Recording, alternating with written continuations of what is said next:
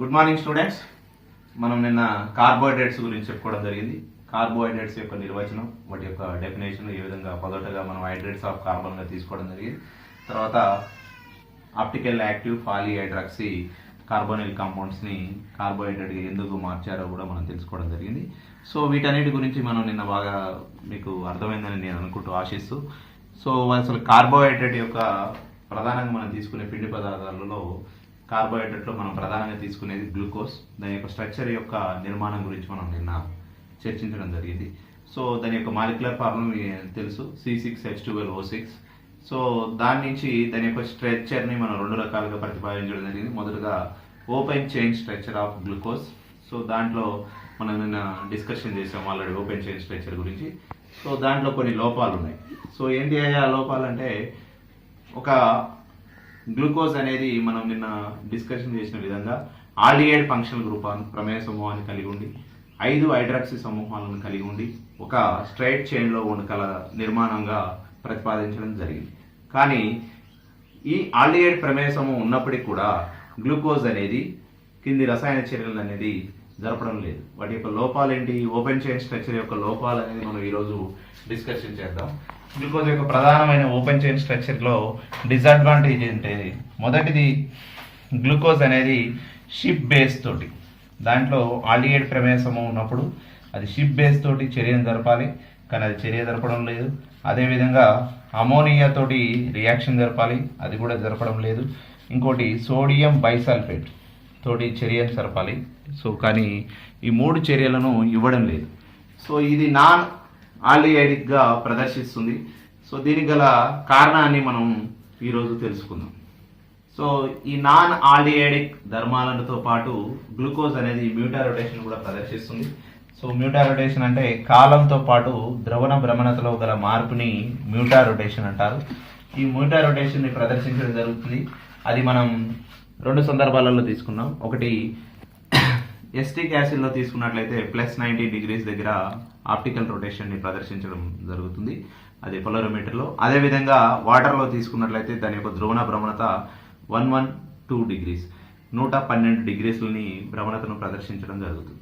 So ఈ విధంగా ఈ పై 4 ధర్మాలను వివరించడం కోసం, ఈ పై 4 రియాక్షన్లో 3 రియాక్షన్లో పాల్గొనకుండా ఉండడానికి గల కారణాన్ని మరియు మ్యూటా రొటేషన్లో ప్రదర్శించడానికి గల కారణాన్ని వివరించడం కోసం గ్లూకోజ్కి ఒక ఎమిఎసిటాల్ స్ట్రక్చర్ని ప్రతిపాదించడం జరిగింది. ఈ ఎమిఎసిటాల్ స్ట్రక్చర్ అనేది 2 ఎమిఎసిటాల్ స్ట్రక్చర్ని ప్రతిపాదించడం జరిగింది. అందులో ఒకటి 5 మెంబర్డ్ ఫిరోనోవ్ స్ట్రక్చర్ని మరియు ఇంకొకటి 6 మెంబర్డ్ ఫైరనోవ్ స్ట్రక్చర్ని ప్రతిపాదించడం జరిగింది.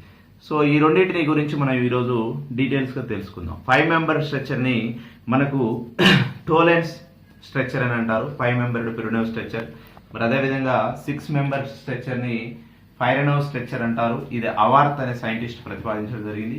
5 మెంబర్ స్ట్రక్చర్ని మనం ఫిరోనోవ్ స్ట్రక్చర్ అంటాము, దీన్ని ప్రతిపాదించిన సైంటిస్ట్ టోలెన్స్. మరి అదేవిధంగా 6 మెంబర్ స్ట్రక్చర్ని ఫైరనోవ్ స్ట్రక్చర్ అంటారు, దీన్ని ప్రతిపాదించిన సైంటిస్ట్ పేరు అవార్త్. సో ఈ రెండింటిలో ఏ నిర్మాణాన్ని కలిగి ఉంది అనే దాని గురించి, మళ్ళీ దానిపైన ఆక్సీకరణ చర్యలు జరిపి, సో ఒకవేళ మనకు వచ్చే ప్రొడక్ట్స్ని బట్టి అది 5 మెంబర్ రింగ్ను కలిగి ఉందా లేదా 6 మెంబర్ రింగ్ను కలిగి ఉందా, ఎమిఎసిటాల్ స్ట్రక్చర్ను కలిగి ఉందా అనేది ఈరోజు మనం తెలుసుకుందాం. ఇప్పుడు గ్లూకోజ్ యొక్క 2 ఏవైతే ఎమిఎసిటాల్ సైక్లిక్ నిర్మాణాలను ప్రతిపాదించారో ఆ నిర్మాణాల గురించి మనం మొదలుగా తెలుసుకుందాం. ఒకటి ఆల్రెడీ మనం చెప్పుకున్నట్టు 5 membered cyclic structure, that is called టోలెన్స్ structure అంటారు మనం. ఆ టోలెన్స్ స్ట్రక్చర్ని మరియు అదేవిధంగా 6 మెంబర్డ్ ఫైరనోవ్ స్ట్రక్చర్, అది ఎవరు ప్రతిపాదించారు, అవార్త్ అనే సైంటిస్ట్ ప్రతిపాదించారు. మొదటిగా మనం 5 మెంబర్డ్ యొక్క స్ట్రక్చర్ గురించి తెలుసుకుందాం. దాన్ని మనం టోలెన్స్ స్ట్రక్చర్ అంటాము. టోలెన్స్ స్ట్రక్చర్ ఇది 5 మెంబర్డ్ ఫిరోనోవ్ స్ట్రక్చర్. సో దాని యొక్క నిర్మాణం మనం పరిశీలించినట్లయితే ఎమిఎసిటాల్ అన్నాం కాబట్టి ఆల్రెడీ మనము ఇక్కడ సైక్లిక్ ఫామ్లో ఎమిఎసిటాల్గా మారుతుంది. ఎమిఎసిటాల్గా మారినప్పుడు ఇది ఎంత number ring, 5 member ring. So ఇది 1 2 3 4 5, ఇది ఒక 5 మెంబర్ ఎమిఎసిటాల్ సైక్లిక్ స్ట్రక్చర్. దీన్నే మనం ఏమన్నాం, ప్యూరనోవ్ స్ట్రక్చర్ అన్నాము. సో రిమైనింగ్ గ్రూప్స్ని హైడ్రాక్సీ గ్రూప్ను యాజ్ ఇట్ ఈస్గా రాసేద్దాం.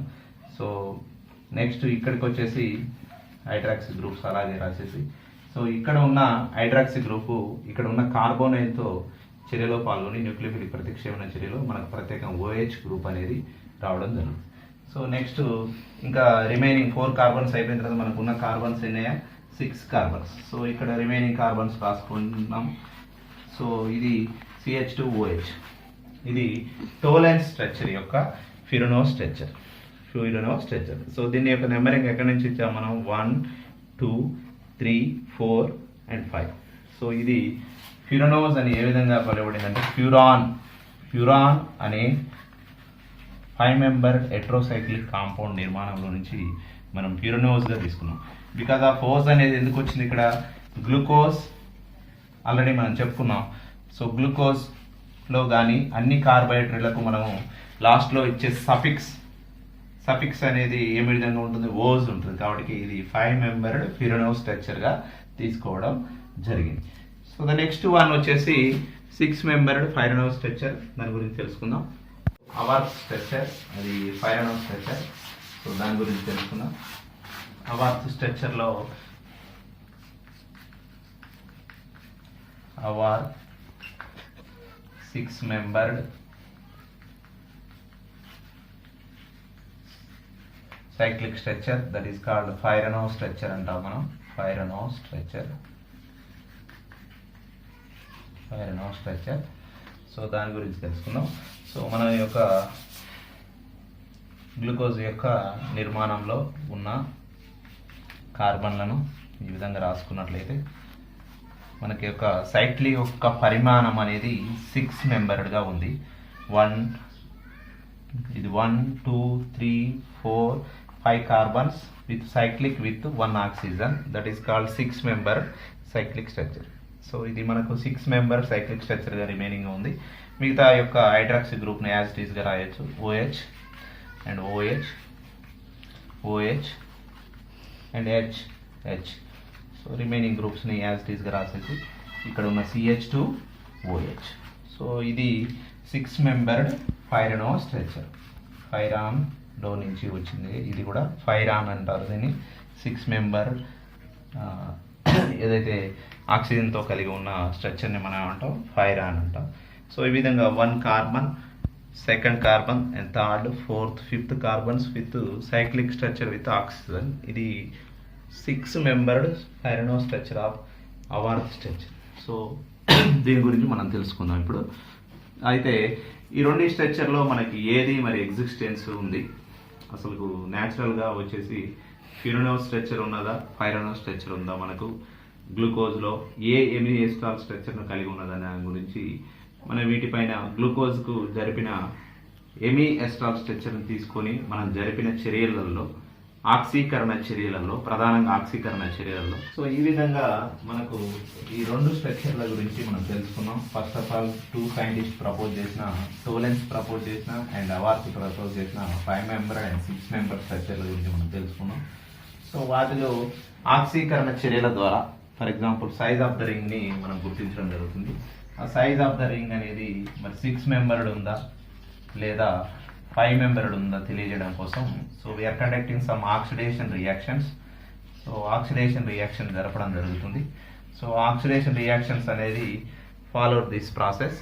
Size of the ring and కాన్ఫిగరేషన్లో టోలెన్స్ నిర్మాణం ఒకవేళ ఆక్సీకరణ చర్యలో పాల్గొన్నట్లయితే మనకు సక్సీనిక్ యాసిడ్ ఉత్పన్నం ఏర్పడడం జరుగుతుంది. అలా కాని పక్షంలో ఒకవేళ అవార్త నిర్మాణం కలిగి ఉన్నట్లయితే గ్లూకోజ్, అవార్త నిర్మాణం నుండి మనకు గ్లూటారిక్ యాసిడ్ ఉత్పన్నం ఏర్పడడం జరుగుతుంది. సో కాబట్టి ఈ రెండు చర్యల ద్వారా మనం ఒకవేళ గ్లూకోజ్ పై జరిపిన చర్యలలో సక్సీనిక్ యాసిడ్ ఉత్పన్నం ఏర్పడినట్లయితే అది టోలెన్స్ నిర్మాణం. టోలెన్స్ నిర్మాణం అంటే దాని అర్థం ఏంటి? ఫ్యూరనో స్ట్రక్చర్, 5 మెంబర్డ్ ఫ్యూరనో స్ట్రక్చర్ను కలిగి ఉందని, లేదా గ్లూటారిక్ యాసిడ్ నిర్మాణం ఉత్పన్నం ఏర్పడినట్లయితే అవార్త్ స్ట్రక్చర్. అవార్త్ స్ట్రక్చర్ అంటే 6 మెంబర్డ్ ఫైరనో స్ట్రక్చర్ అని మనం తెలుసుకోవడం జరుగుతుంది. సో దానికోసం మనం glucose reaction with methanol in presence of HCl acidic సమక్షంలో చర్య జరిపినట్లయితే మిథైల్ గ్లూకోసైడ్ C1 పొజిషన్లో మనకి ఏదైతే C1 పొజిషన్లో OCH3 గ్రూప్ అనే సబ్స్టిట్యూషన్ జరుగుతుంది.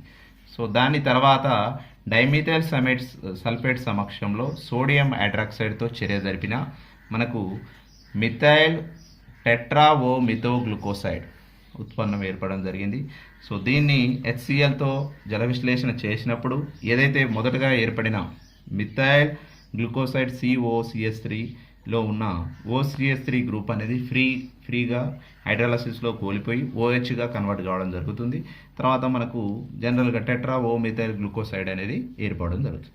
దీనిపైన మనము నైట్రిక్ యాసిడ్తో చర్య జరిపించినప్పుడు సో HClతో చర్య జరిపినప్పుడు ఫర్దర్గా జల విశ్లేషణలో మొదటిగా బైండ్ అయిన CONH3 గ్రూప్ అనేది జల విశ్లేషణలో విడిపోయి హైడ్రాక్సీ గ్రూప్గా మారడం జరుగుతుంది. సో మనకు టెట్రాఓమిథైల్ గ్లూకోసైడ్ ఏర్పడుతుంది.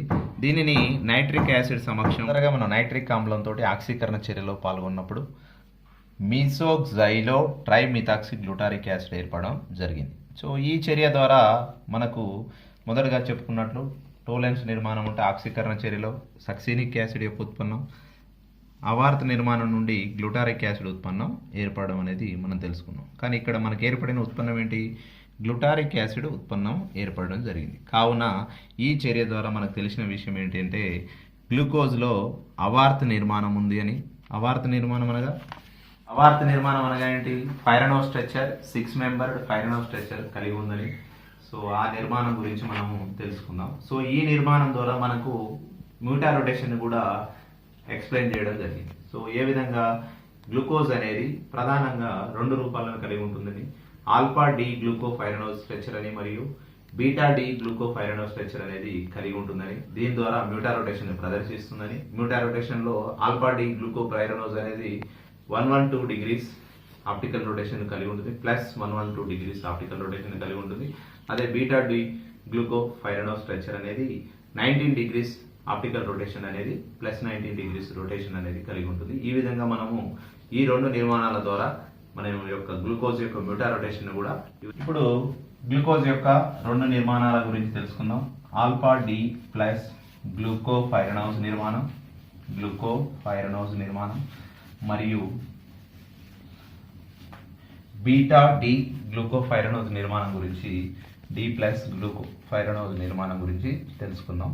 సో దాంట్లో మొదటి భాగంగా ఆల్ఫా డి ప్లస్ గ్లూకోఫైరనోజ్ నిర్మాణం గురించి తెలుసుకుందాం. సో దాంట్లో ఏంటి ఆల్ఫాకు బీటాకు ఉన్న డిఫరెన్స్ ఏందయ్యా అంటే ప్రధానంగా ఇది ఫిషర్ ప్రొజెక్షన్ ఫార్ములాలో మనం తీసుకున్నట్లయితే గ్లూకోజ్ యొక్క 6 కార్బన్స్ ఇన్ స్ట్రైట్ చైన్లో రాస్తున్నాం. 1 2 3 4 5 and second one 6th one లాస్ట్లో హైడ్రాక్సీ గ్రూప్ CH2OH. సో ఇక్కడ రాసాం. So remaining OH and H and OH. So ఇక్కడ మాత్రం OH అనేది మనకు సెకండ్ కార్బన్కి OH అనేది ఎక్కడ ఉంటుందా అంటే లెఫ్ట్ సైడ్ ఉంటుంది. Remaining all OH all right సైడ్లో ఉంటాయి, ఇక్కడ లెఫ్ట్ సైడ్ ఉంటుంది. అదొకటి స్పెసిఫికేషన్. ఇక్కడ కూడా మనకు ఈ విధంగా ఉండడం జరుగుతుంది OH. సో ఇక్కడ మన 6 మెంబర్ రింగ్ అని మనం కన్ఫర్మేషన్ అయిపోయింది కాబట్టి 1 2 3 4 5. సో దీనికి ఇక్కడికి వచ్చేసి ఆక్సిజన్ తోటి, ఇక్కడ ఉన్న ఆక్సిజన్ తోటి అది 6 మెంబర్ సైక్లిక్ని ఏర్పరచడం జరుగుతుంది. 1 2 3 4 5 6 నెంబర్ తోటి సైక్లిక్ని ఏర్పరుస్తుంది. మరి ప్రధానంగా ఆల్ఫాకు బీటాకు ఉన్న తేడా ఏంటంటే ఈ హైడ్రాక్సీ గ్రూప్ అనేది ఆల్ఫాలో రైట్ సైడ్ ఉంటుంది. రైట్ సైడ్లో ఉంటే హైడ్రాక్సీ గ్రూప్ దాన్ని ఏమంటాం మనం? ఆల్ఫా అంటాం. ఒకవేళ బీటా నిర్మాణం తీసుకున్నట్లయితే రిమైనింగ్ అన్నీ సేమ్ అలాగే ఉంటుంది, కాకపోతే దాని యొక్క హైడ్రాక్సీ గ్రూప్ మాత్రం లెఫ్ట్ సైడ్ ఉంటుంది. దాన్ని మనం బీటాగా వర్గీకరించడం జరుగుతుంది. సో ఈ 2 హైడ్రాక్సీ గ్రూపుల వల్ల యానోమరిక్ కార్బన్ అంటాం మనం. మొదటి కార్బన్లో ఈ రిమైనింగ్ కార్బన్స్ అన్ని సేమ్ కాన్ఫిగరేషన్, దీంట్లో కూడా సో బీటాలో మనకు యానోమరిక్ కార్బన్కు హైడ్రాక్సీ గ్రూప్ అనేది లెఫ్ట్ సైడ్ ఉండడం జరుగుతుంది. అదే ఆల్ఫాలో చూసుకున్నట్లయితే రైట్ సైడ్ ఉంటుంది. ప్రధానంగా ఈ 2 నిర్మాణాల మధ్య భేదం అనేది ఇదే ప్రధానంగా. సో దీనికి రిమైనింగ్ కార్బన్ల యొక్క నిర్మాణం అన్నింటిలో కూడా సేమ్ ఇదే విధంగా ఉంటుంది. దీనికి ఇక్కడ ఆల్ఫాకి అయితే ఏ విధంగా ఉందో అదే విధంగా మనం నిర్మాణాలని కార్బన్ల యొక్క నిర్మాణాన్ని రాయొచ్చు. 6 కార్బన్లు శృంఖలంలో రాసి మనం వచ్చేసి ఇక్కడి నుంచి రెండవ కార్బన్కి మనం ఇక్కడ ఓ గ్రూప్ తోటి మనకి ఏం ఏర్పడింది, ఇక్కడ ఫైరనో స్ట్రక్చర్ ఏర్పడింది. కాబట్టి ఇక్కడ రెండవ కార్బన్కి 1 2 3వ కార్బన్కి హైడ్రాక్సీ గ్రూప్ని ఇటువైపు, రిమైనింగ్ అన్నీ ఇలా పెడుతూ మనం రాయడం జరుగుతుంది. సో రిమైనింగ్ అంతా కూడా సేమ్ స్ట్రక్చర్, ఇంకా అందులో తేడా ఏం లేదు. ఇక్కడ మాత్రమే మనం గుర్తుంచుకోవాల్సిన అంశం ఏంటయ్యా అంటే ఇదొకటి గుర్తుంచుకోవాలి. ఓకేనా? సో కాబట్టి ఇవి రెండు వీటి ద్వారా కూడా మనం మ్యూటా రొటేషన్ని ప్రదర్శిస్తుంది. గ్లూకోజ్ అనేది మ్యూటా రొటేషన్ని ప్రదర్శిస్తుంది. సో పై నిర్మాణాల యొక్క ఆధారంగా మనకు గ్లూకోజ్కు ఈ విధంగా మ్యూటా రొటేషన్ మరియు మనకు ప్రతిపాదించిన ప్రకారం అవార్త్ ప్రతిపాదించిన ప్రకారం ఆల్ఫా డి గ్లూకోఫైరనోజ్ నిర్మాణం, బీటా డి గ్లూకోఫైరనోజ్ నిర్మాణాలు రెండు ప్రతిపాదించడం జరిగింది. ఈ రెండు నిర్మాణాల ద్వారా మనము గ్లూకోజ్కి యొక్క మ్యూటా రొటేషన్ని వివరించడంతో పాటు అది నాన్ ఆల్డిహిడిక్ చర్యల్లో పాల్గొనకపోవడానికి గల కారణాన్ని కూడా వివరించవచ్చు. ఏది ప్రధానంగా మ్యూటా రొటేషన్ విషయానికి వచ్చినట్లయితే ఆల్ఫా గ్లూకోజ్ మనం ఎంత ప్రదర్శిస్తుందని చెప్పాము, +112 degrees ప్రదర్శిస్తుంది పొలరోమీటర్లో ఆప్టికల్ రొటేషన్ని. అదేవిధంగా బీటా విషయానికి వచ్చేసరికి +19 degreesని ఆప్టికల్ రొటేషన్ని ప్రదర్శించడం జరుగుతుంది. ఈ విధంగా ఆల్ఫా ఫామ్ మరియు బీటా ఫామ్లను బట్టి దాని యొక్క ఆప్టికల్ రొటేషన్ కూడా వివరించడం జరిగింది, మ్యూటా రొటేషన్ కూడా వివరించడం జరిగింది. నాన్ ఆల్డిహైడిక్ రియాక్షన్ల గురించి కూడా మనం తెలుసుకోవాల్సిన అంశం ఉంది. ఫర్ ఎగ్జాంపుల్ మనం ఫస్ట్లోనే చెప్పుకున్నట్టు గ్లూకోజ్ అనేది షిప్ బేస్తో చర్యను జరపడం లేదు. ఎందుకు మరి షిప్ బేస్తో చర్యను జరపడం లేదు? అది నాన్ ఆల్డిహైడిక్ ధర్మాన్ని ప్రదర్శిస్తుంది కదా. అదేవిధంగా అమోనియాతో కూడా చర్యని జరపడం లేదు. మూడోది సోడియం బైసల్ఫేట్ తోటి కూడా చర్యను జరపడం. ఇవి మూడు కూడా వీక్ రియేజెంట్స్. అందువల్ల ఆ సైక్లిక్ ఎమిఎస్టాల్ స్ట్రక్చర్ని ఇవి ఓపెన్ చేయలేకపోతున్నాయి. కావున అప్పుడు సైక్లిక్ ఎమిఎస్టాల్ స్ట్రక్చర్ ఎప్పుడైతే ఓపెన్ అవుతుందో అది ఆల్డిహైడ్గా ప్రవర్తించడం జరుగుతుంది. ఎప్పుడైతే సైక్లిక్ ఎమిఎస్టాల్ స్ట్రక్చర్ ఓపెన్ కాని పక్షంలో అది ఒక ఎమిఎస్టాల్ గానే ప్రదర్శిస్తుంది. దీనికి డిఫరెన్స్ మనం తెలుసుకోవచ్చు. ఎమిఎస్టాల్లో ఉన్న డిఫరెన్స్ ఏంటిది, సైక్లిక్ ఎమిఎస్టాల్ స్ట్రక్చర్లో ఉన్న డిఫరెన్స్ ఏంటిది అంటే, ఫర్ ఎగ్జాంపుల్ ఇన్ ఫ్రీ స్టేట్లో ఉన్న ఆల్డిహైడ్ అనేది దాని యొక్క నిర్మాణం ఇలా ఉంటుంది. ఎస్టాల్ రూపంలో అంటే OH అండ్ OH. సో ఇది ఒక సైక్లిక్ ఎమిఎస్టాల్ స్ట్రక్చర్లో ఉంది కదా. సో ఈ విధంగా అది ఆల్డిహైడ్ యొక్క ఫంక్షన్ గ్రూప్, కార్బోనైల్ యొక్క ప్రమేయ సమూహం లేదు. కావున అందులో ఈ చర్యలో పాల్గొనలేదని చెప్పొచ్చు. ఎందుకు? ఇవి వీక్ రియేజెంట్స్. అదే మనం స్ట్రాంగ్ రియేజెంట్స్ తీసుకున్నట్లయితే లైక్ టోలెన్స్ రియేజెంట్ కానీ పేలింగ్ రియేజెంట్ కానీ తీసుకున్నప్పుడు అది సైక్లిక్ ఎమిఎస్టాల్ని ఓపెన్ చేసి అదొక కార్బోనైల్గా మార్చడం జరుగుతుంది. ఆ కార్బోనైల్గా మార్చినప్పుడు ఆ కార్బోనైల్లో అది రియాక్షన్ జరిపి టోలెన్స్ రియేజెంట్ తోటి మరియు ఫెయిలింగ్ రియేజెంట్ తోటి చర్యలో పాల్గొని అది క్షేకరణ చర్యలో పాల్గొని అది ఆల్డిహైడ్ యొక్క ధర్మాన్ని ప్రదర్శించడం జరుగుతుంది. సో ఈ విధంగా నాన్ ఆల్డిహైడిక్ ధర్మాలను రెండింటిని కూడా ఈ సైక్లిక్ ఎమిఎస్టాల్ స్ట్రక్చర్లు అనేది ద్వారా తెలుసుకోవచ్చు. అది ఏ విధంగా అంటే, ఏదైతే స్ట్రాంగ్ రియేజెంట్స్ సమక్షంలో అది ఆ ఎమిఎస్టాల్ సైక్లిక్ స్ట్రక్చర్ అనేది ఓపెన్ చేయబడి అది ఒక ఆల్డిహైడ్గా ప్రవర్తిస్తుంది. అదే వీక్ రియేజెంట్స్గా ఉన్నప్పుడు ఓన్లీ ఎమిఎస్టాల్గా మాత్రమే ఉంటుంది. కాబట్టి ఆల్డిహైడిక్ ధర్మాన్ని ప్రదర్శించదు, నాన్ ఆల్డిహైడిక్ ధర్మాలను ప్రదర్శిస్తుంది. సో కాబట్టి ఈ విధంగా మనము గ్లూకోజ్ యొక్క ఫైనల్గా మనం గ్లూకోజ్కు అవార్ 6 మెంబర్ పైరనో స్ట్రక్చర్ని ఇవ్వడం జరిగింది. అది రాద్దాం మనకు. అవార్ 6 మెంబర్ పైరనో స్ట్రక్చర్. సో ఒకసారి దాని గురించి రాసి అది ఎలా రాయాలనేది, ఆల్ఫా ఫామ్ బీటా ఫామ్ అనేది కూడా మీకు అంతకుముందే చెప్పాను. సో ఇప్పుడు జస్ట్ మనం యానోమరిక్ కార్బన్, ఇది first carbon, second carbon and third carbon, 4th 5th 6th, ఇది 6th కార్బన్. సో ఇక్కడ మనకు చెప్పుకున్నట్లు మన యొక్క మన యొక్క సైక్లిక్ స్ట్రక్చర్ యొక్క నెంబర్ సైజ్ రింగ్ సైజ్ 6 కాబట్టి 1 2 3 4 5 6 6 మెంబర్ స్ట్రక్చర్. సో ఇక్కడ H అండ్ OH. సో ఇక్కడ థర్డ్ కార్బన్కి వచ్చేసి హైడ్రాక్సిక్ సమూహం అనేది లెఫ్ట్ సైడ్ ఉంటుంది, రిమైనింగ్ హైడ్రోజన్ సమూహం అనేది రైట్ సైడ్. ఇది ఒకటే ఎగ్జెప్షన్ కేస్, మిగతా అన్ని దగ్గర కూడా మనకు హైడ్రాక్సిక్ సమూహం అనేది ఎటు సైడ్ ఉంటుంది, రైట్ సైడే ఉంటుంది. సో ఇక్కడికి వచ్చేసి హైడ్రాక్సిక్ సమూహం ఉండదు. ఈ హైడ్రాక్సిక్ సమూహం అనేది ఇక్కడ కార్బోనైల్తో న్యూక్లియోఫిలిక్ ప్రతిక్షేపణ చర్యలో పాల్గొని ఎమిఎస్టాల్ని ఏర్పరిచింది కాబట్టి ఇక్కడ హైడ్రాక్సిక్ సమూహం ఉండదు. ఇది దాని యొక్క నిర్మాణం. సో ఈ విధంగా మీరు గుర్తుంచుకోవచ్చు. సింపుల్, చాలా సింపుల్, ఏం లేదు. 1 2 3 4 5 కార్బన్కు ఉన్న ఆక్సిజన్ హైడ్రాక్సీ గ్రూప్ అనేది ఇందులో కార్బోనైల్ తోటి న్యూక్లియోఫిలిక్ ప్రతిక్షేపణ ఏర్పడి మనకి ఎమిఎస్టాల్ నిర్మాణం అనేది ఏర్పడడం జరిగింది. సో దీన్ని మనం సైక్లిక్ స్ట్రక్చర్లో రాయడం లేదు, ఇది ఫిషర్ ప్రొజెక్షన్ ఫార్ములాలో రాసాం మనం ఇప్పుడు.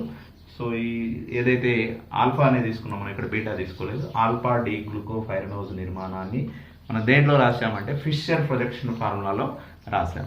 దీన్ని ఒకవేళ అవార్త్ స్ట్రక్చర్ అంటారు, దాన్ని మనం సైక్లిక్ స్ట్రక్చర్ అని కూడా అనొచ్చు. అవార్త్ స్ట్రక్చర్లో ఎలా రాయాలి, చాలా సింపుల్, ఏం లేదు. అవార్త్ స్ట్రక్చర్లో రాసేటప్పుడు ఇలా రాసేసి ఫస్ట్ 6 మెంబర్ సైక్లిక్ తీసుకోవాలి మనం. 1 2 3 4 5 6 మెంబర్కి తీసుకున్నాం. మళ్ళీ మొదటిగా ఇక్కడికి వచ్చిన తర్వాత ఒకటవ కార్బన్కి హైడ్రాక్సీ సమూహం అనేది ఎటువైపు ఉంది, మనకు రైట్ సైడ్ ఉందా లెఫ్ట్ సైడ్ ఉందా చూసుకోవాలి. ఇది మనం మాట్లాడేది ఆల్ఫా డి కదా, ఆల్ఫా డి ప్లస్ గ్లూకోఫైరనోజ్ నిర్మాణం.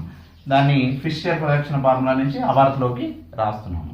సో దానిలో భాగంగా ఇక్కడ మొదటి కార్బన్కు హైడ్రాక్సీ సమూహం అనేది ఎటువైపు ఉంది,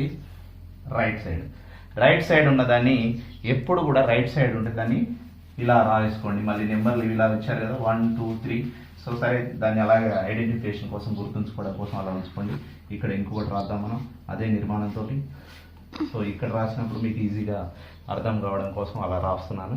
ఇక్కడ నెంబరింగ్ అలాగే ఉంచుకోండి.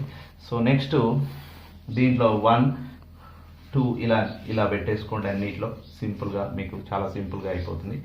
సో ఏం లేదు, ఇంకా ఇక్కడ మొదటి కార్బన్కి హైడ్రాక్సీ సమూహం ఎటువైపు ఉంది, right side. Always right side below రాయాలండి మనం, ఇక్కడ బిలో రాయాలి. అండ్ లెఫ్ట్ సైడ్ని పైకి రాయాలి. So here also same, the right side group here, hydroxy group ఎక్కడ ఉంది, కింది వైపు రాయండి. హైడ్రోజన్ పైకి రాయండి. ఇక్కడ హైడ్రాక్సీ సమూహం ఎటువైపు ఉంది, మనకు లెఫ్ట్ సైడ్ ఉంది, పైకి రాయండి, ఇక్కడ రాయండి. సో ఇక్కడ వచ్చేసి ఫోర్త్ కదా, ఫోర్త్ ఇక్కడ ఉంది కదా మనకు. ఫోర్త్లో హైడ్రాక్సీ సమూహం ఎటువైపు ఉంది, హైడ్రోజన్ ఇదే కదా. 1 2 3 4 రాసాం. హైడ్రోజన్ ఎలా ఉందండి మనకి ఇప్పుడు, లెఫ్ట్ సైడ్ ఉంటే ఎలా రాయాలి మనం, ఆల్వేస్ ఎబో రాయాలి. రైట్ సైడ్ ఉంటే దానికి కిందికి రాయాలి. ఆల్వేస్ దిస్ వన్, ఈ కార్బన్కి వచ్చేసి H అండ్ CH2OH ఉన్నది. CH2OHని ఆల్వేస్ ఎబో రాయాలండి. ఈ విధంగా రాయాలి మనం. ఎలా, ఒక ఫిషర్ ప్రొజెక్షన్ ఫార్ములా నుంచి అవార్త్ ఫార్ములాకు రాయాలంటే ఆల్ఫా డి గ్లూకోఫైరనోజ్ నిర్మాణాన్ని ఈ విధంగా రాయడం జరిగింది. సో ఇక్కడ మనం చూసుకున్నట్లయితే మొదటగా 6 మెంబర్ సైకిల్ పెట్టుకున్నాం మనం. First carbon, second carbon, third carbon, fourth carbon and fifth carbon. Okay, so సింప్లిఫికేషన్గా మనం రాసుకున్నాం. సో మొదటి కార్బన్ యొక్క హైడ్రాక్సీ సమూహాన్ని ఎలా ఉందో, ఆల్వేస్ రైట్ సైడ్ ఉన్నది బిలోగా రాశాం, లెఫ్ట్ సైడ్ ఉన్నది ఎబోగా రాశాం. ఇక్కడ చూసినట్లయితే సో ఇక్కడ కూడా సేమ్ థింగ్. సెకండ్ కార్బన్కు ఉన్న హైడ్రాక్సీ సమూహం అనేది ఎటువైపు ఉంది, రైట్ సైడ్ ఉంటే బిలో హైడ్రాక్సీ సమూహం ఇలా రాస్తాం. ఇది దేనిది, ఆల్ఫా డి గ్లూకోఫైరనోజ్ యొక్క ఫిషర్ ప్రొజెక్షన్ ఫార్ములా నుంచి మనం అవార్త్లోకి రాసాం.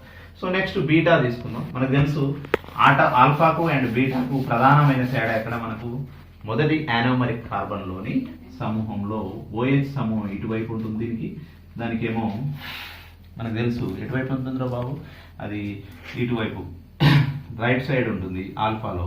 బీటా వచ్చేసి OH సమూహం అనేది ఎటువైపు ఉంటుంది, లెఫ్ట్ సైడ్ ఉంటుంది. అదే ప్రధానమైన తేడా. దీన్ని ఏమంటాం మనం, బీటా ప్లస్ డి గ్లూకోఫైరనోజ్ నిర్మాణం అంటాము. డి గ్లూకోఫైరనోజ్ నిర్మాణం. సో ఇది కూడా మనం Fischer remaining carbons all are same. So ఇక్కడ C1 కార్బన్ మాత్రమే తేడా. 2లో కానీ 3లో కానీ ఇంకా రిమైనింగ్ కార్బన్స్లో ఎలాంటి మార్పు ఉండదు మనకు. వాటి యొక్క స్ట్రక్చర్లో కానీ అన్ని నిర్మాణంలో కానీ సేమ్ ఉంటుంది. మనకు వచ్చేసి ఒక 1 కార్బన్లో మాత్రమే హైడ్రాక్సీ సమూహం అనేది లెఫ్ట్ సైడ్లో ఉంటుంది, దాన్ని బీటా అంటాము. అదే ఆల్ఫా అయితేనేమో రైట్ సైడ్ ఉంటుంది. సో రిమైనింగ్ ఇక్కడ కూడా నెంబరింగ్ సేమ్ ఇచ్చాం. సో ఇక్కడ కాన్ఫిగరేషన్ కూడా అలాగే తీసుకున్నాం, సింపుల్గా అయిపోతుంది మీకు. 1 2 3 and 4 ఇక్కడ 5 ఉన్నది. సో ఇక్కడ తేడా ఎక్కడ వస్తుంది మీకు సింపుల్గా చెప్పొచ్చు, రిమైనింగ్ ఆల్ ఆర్ సేమ్ ఉంటుంది. బట్ ఫస్ట్ కార్బన్లకు వచ్చేసి ఇక్కడ హెచ్ అనేది హెచ్ సైడ్ ఉంది, రైట్ సైడ్ ఉంది కాబట్టి దాన్ని మనం ఎక్కడ రాయాలి, బిలో రాయాలి. రైట్ సైడ్ ఉంది కాబట్టి ఎలా రాయాలండి, బిలో రాయాలి. ఓహెచ్ అనేది హెచ్ సైడ్ ఉంది, లెఫ్ట్ సైడ్ ఉంది కాబట్టి దాన్ని ఏం రాయాలి, అబోవ్ రాయాలి. సో ఇది beta D గ్లూకో ఫైరనోస్ అవార్త్ fissure projection formula నుంచి మనం అవార్తులోకి రాసాం. మీకు ఇంతవరకు అవగాహన వచ్చిందని అనుకుంటున్నాం. ఇప్పుడు ఈ అవార్త్ నిర్మాణంలో నుంచి చైర్ కన్ఫర్మేషన్లోకి రాయడం ఎలా అనేది తెలుసుకుందాం. అది కూడా చాలా సింపుల్. ఫస్ట్ మనకు ఇది ఒకటి ఐడియా ఉంచుకుంటే చాలా సింపుల్గా ఉంటుంది మీకు. ఏంటిది అది అంటే ఫస్ట్ ఆల్ఫాది రాద్దాం. ఏంటి cyclic structure, alpha D plus glucopyranose యొక్క సైక్లిక్ స్ట్రక్చర్ రాద్దాం. సైక్లిక్ స్ట్రక్చర్ రాసి అక్కడి నుంచి మనం చైర్లోకి వెళ్దాం, చైర్ కన్ఫర్మేషన్.